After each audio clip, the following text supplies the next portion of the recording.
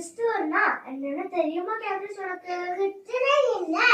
Pray பண்ணனும், சர்ச்சுக்கு போணும் அவ்வளவுதானே. என்ன கேப்ரிஸ் எப்படி சொல்லிட்ட? நான் நினைச்சேன் இதான் நினைச்சேன்.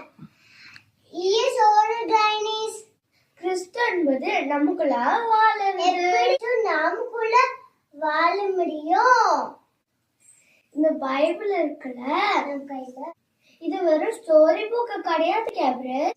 இது ஜீவனுள்ள வார்த்தை, நம்மள நடத்தும் கேப்ரிஸ். இது எப்படி நடத்தும்?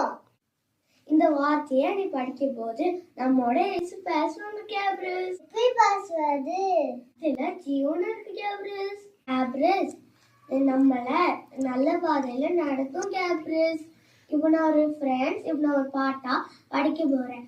பொன்னிலும் இரு பசு, பொன்னிலும் இரு பசு, பொன்னில் விரும்பத்தக்கது, தேனிலும் மதனிந்தேன் மதுரம் உள்ளது, வேற எதி சொல்லுமே.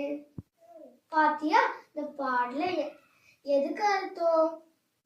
இப்ப எனக்கு புரியல. டெய்லியும் நான் பைபிள் படிக்குவேன். டெய்லியும் பைபிள் படிச்சா போதாது கேப்ரிஸ். அப்புறம் என்னன்னா பண்ணணும்? டெய்லியும் பைபிள் படிக்கும் போது உட்கொள்ளணும். அப்பதான் நம்ம உங்களோட ஏசப்பா பேச முடியும். நான் டெய்லியும் பைபிள் படிக்குவேன். நான் ஈமெயிலும் படிக்க போது கிளிப் படிவேன். அது படி நான் நடக்குவேன். அப்ப ஏசப்பா கூட வாழ்வாங்களா? ஆமா கேப்ரிஸ், நீ புரிஞ்சிட்ட கேப்ரிஸ்.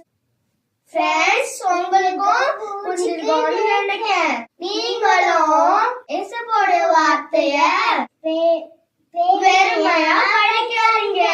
அது புரிஞ்சி நிதானித்து படிக்கும் போது ஏசப்பா உங்களோட பேசுவாங்க.